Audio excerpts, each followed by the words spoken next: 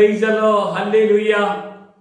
ദൈവവചനത്തിന്റെ ആഴം നമ്മുടെ ഓരോരുത്തരുടെയും ഹൃദയത്തിൽ ഈ പ്രഭാതത്തിൽ പരിശുദ്ധാത്മാവ് വെളിപ്പെടുത്തുവാൻ കർത്താവേ നീ ഇടയാക്കണമേ എന്ന് പ്രാർത്ഥനയോടുകൂടെ പുറപ്പാട് പുസ്തകത്തിൽ 3-ാം അധ്യായത്തിന്റെ 6-ാം വചനത്തിൽ ഞാൻ അബ്രഹാമിന്റെ ദൈവവും ഇസ്ഹാക്കിന്റെ ദൈവവും യാക്കോബിന്റെ ദൈവമായി നിന്റെ പിതാവിന്റെ ദൈവമാകുന്നു എന്ന് അവൻ അരുളിച്ചെയ്തു. ദൈവം ആരാണെന്നുള്ള ഒരു വലിയ അറിവും ബോധ്യവും തിരിച്ചറിയുവാൻ തക്കവണ്ണം നമ്മൾ ഇടയാകണം. എല്ലാവരും പ്രാർത്ഥിക്കുന്നുണ്ട് പ്രിയമുള്ളവരെ. പ്രാർത്ഥിക്കുന്നത് എല്ലാവരും പ്രാർത്ഥിക്കും, എന്നാൽ പ്രവർത്തിക്കാതെ പോകുന്നത് നമുക്ക് പലപ്പോഴും കാണാൻ കഴിയുന്നു. ആരോടാണ് നമ്മൾ പ്രാർത്ഥിക്കുന്നത്? യേശുവിന്റെ നാമത്തിൽ നമ്മൾ പ്രാർത്ഥിക്കുന്നെങ്കിൽ മാത്രമേ ദൈവത്തിൽ നിന്ന് നമുക്ക് എന്തെങ്കിലും കിട്ടുകയുള്ളൂ. അതുകൊണ്ടാണ് മോശയോട് ദൈവം പറഞ്ഞത്, ഞാൻ അബ്രഹാമിന്റെയും ഇസ്ഹാക്കിന്റെയും യാക്കോബിന്റെയും ദൈവമാണ്.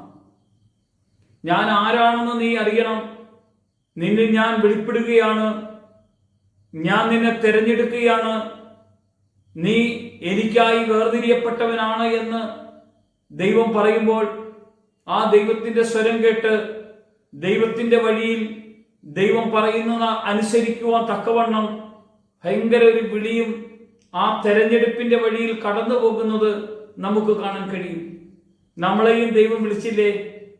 മകനെ മകളെ എന്ന് വിളിക്കുന്ന ശബ്ദം ചിലപ്പോഴൊക്കെ നമ്മുടെ കാതുകളിൽ കേൾക്കാറില്ലേ? ദൈവ വഴിയിൽ മോശ പോയതുപോലെ നമ്മളും ഒന്ന് കടന്നു പോയെങ്കിലോ? ദൈവം നമ്മളെ പേര് ചൊല്ലി വിളിച്ചു. ആ പേര് അവന്റെ ഉള്ളം കൈ രേഖപ്പെടുത്തിയത് നമ്മളോട് പറഞ്ഞു, നിന്റെ പേര് എന്റെ ഉള്ളം കൈ രേഖപ്പെടുത്തിയിരിക്കുന്നു എന്ന്. പേര് ചൊല്ലി വിളിക്കുന്ന നമ്മുടെ കർത്താവ്. അതുകൊണ്ടല്ലേ ഇങ്ങനെ പറഞ്ഞത്, അബ്രഹാമിന്റെയും ഇസ്ഹാക്കിന്റെയും യാക്കോബിന്റെയും ദൈവമാണ്. ആ പേരിനോട് നമ്മുടെ പേരും കൂടെ കൂട്ടിച്ചേർക്കും. നമ്മുടെ പേരും ചേർത്തുകൊണ്ട് നമ്മുടെ ദൈവമാണ് അവൻ. നമ്മൾ അവന്റെ മക്കളാണ്. ഈ മക്കൾക്കൊരു പ്രത്യേകതയുണ്ട്. മക്കളെങ്കിലോ അവകാശികളാണ്. നമ്മൾ സേവിക്കുന്ന നമ്മുടെ ദൈവം നമ്മുടെ ആവശ്യ നേരത്ത് നമ്മുടെ അടുക്കിലേക്ക് കടന്നു വന്ന് നമ്മളിൽ അത്ഭുതം ചെയ്യുന്ന ദൈവമാണ്. ഈ വചന സന്ദേശം കേൾക്കുന്ന നിങ്ങളുടെ അടുക്കൽ അവന്റെ സാന്നിധ്യം ഇറങ്ങിച്ചെല്ലുന്നത്, അല്ലെങ്കിൽ സാന്നിധ്യത്തോടു കൂടെ പ്രാർത്ഥിക്കാനുള്ള ഒരു കൃപയെ അവൻ പകർന്നു തരുന്നത് നമുക്ക് അനുഭവിക്കാൻ കഴിയും. ദൈവത്തിന്റെ മഹത്വമാണ് നമ്മുടെ അടുക്കലേക്ക് കടന്നു വരുന്നത്. ദൈവം ഇന്നും ജീവിക്കുന്നു. മോശ മുഖാന്തരം ഇസ്രായേൽ മക്കളെ വീണ്ടെടുക്കേണ്ടതിന് ദൈവം പറഞ്ഞ വഴിയിൽ മോശ ദൈവം പറഞ്ഞ വഴി വിട്ട് എങ്ങോട്ടും പോയില്ല. ദൈവം പറഞ്ഞ വഴി മാത്രം അവൻ തെരഞ്ഞെടുത്തു. നമുക്കറിയാം, പുതിയ നിയമത്തിൽ യോഹന്നാൻ സുവിശേഷം 14-ാം അധ്യായത്തിന്റെ 6-ാം വചനത്തിൽ വഴിയും സത്യവും ജീവനും ഞാനാകുന്നു, എന്നിലൂടെ അല്ലാതെ ആർക്കും പിതാവിന്റെ അടുക്കലേക്ക് പോകാൻ കഴിയില്ലെന്ന് പറയുമ്പോൾ യഹോവയായ ദൈവം പുത്രനായ യേശുവിനെ ലോകത്തിലേക്ക് അയച്ചതും ആ യേശു ക്രിസ്തു മുഖാന്തരം തെരഞ്ഞെടുക്കപ്പെട്ട ദൈവമക്കളായ നമ്മൾ ക്രിസ്തുവിന്റെ വഴിയിലൂടെ, ക്രിസ്തുവിന്റെ പാതയിലൂടെ പിതാവിന്റെ മഹത്വത്തെ അനുഭവിച്ച് അവന്റെ കൂടെ വിളിക്കപ്പെട്ട് ജീവിക്കുവാനാണ് നമുക്ക് ദൈവം വിളി തന്നത്. ആ വിളി അനുസരിച്ചാണ് നമ്മൾ അവന്റെ കൂടെ പോകാൻ ഇടവരുന്നത്. പഴയ നിയമത്തിൽ മോശ ഇസ്രായേൽ മക്കളെ നയിക്കുവാനുള്ള കഴിവും പ്രാപ്തിയൊന്നും ഇല്ലെങ്കിലും തടിച്ച നാവുള്ളവൻ.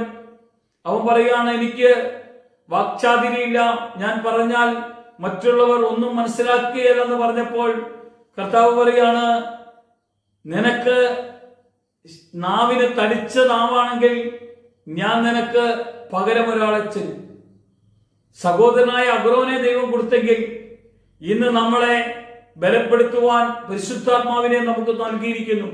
പരിശുദ്ധാത്മാവിലൂടെയാണ് ദൈവത്തിന്റെ വചനം നമ്മുടെ ഹൃദയത്തിൽ വെളിപ്പെടുവാനും ആ വചനത്തിന്റെ ആഴങ്ങളിലേക്ക് നമ്മളെ കൂട്ടിക്കൊണ്ടുപോകാനും ദൈവം ഇടയാക്കുന്നത്. നമ്മുടെ ദൈവം ഇന്നും ജീവിക്കുന്ന ദൈവമാണ്. ചോദിക്കുന്നവനക്ക് നൽകുന്ന ദൈവമാണ്. പ്രാർത്ഥിക്കുന്നവന് ഉത്തരം നൽകുന്ന ദൈവമാണ്. വിളിച്ചാൽ വിളിക്ക് ഉത്തരം തരുന്ന അവന്റെ മഹത്വം കൊണ്ട് നിറയാൻ, അവന്റെ കൃപ കൊണ്ട് നിറയുവാൻ, അവന്റെ ആത്മസാന്നിധ്യം അനുഭവിക്കുവാൻ കർത്താവ് എപ്പോഴും നമ്മുടെ കൂടെ കടന്നു വരികയാണ്. അവൻ നമ്മളെ അനുഗ്രഹിക്കുന്നു. യേശു മഹത്വം എടുക്കുവാൻ അവന്റെ സന്നിധിയിൽ നമ്മുടെ ഹൃദയങ്ങളെ ഒരുക്കാം. കർത്താവേ, ഞങ്ങളുടെ മധ്യേ അങ്ങ് കടന്നു വരുന്ന ദൈവമാ, അനുഗ്രഹിക്കുന്ന കർത്താവാ. അവിടുത്തെ പ്രവൃത്തിയാൽ ഞങ്ങളുടെ ഉള്ളിൽ അങ്ങ് പ്രവർത്തിക്കേണ്ടതിനും അങ്ങ് നടത്തേണ്ടതിനും ഞങ്ങൾ പ്രാർത്ഥിക്കുന്നു. അനുഗ്രഹിക്കുന്ന കരം വയ്ക്കണം യേശുവിന്റെ നാമത്തിൽ തന്നെ. ആമേൻ.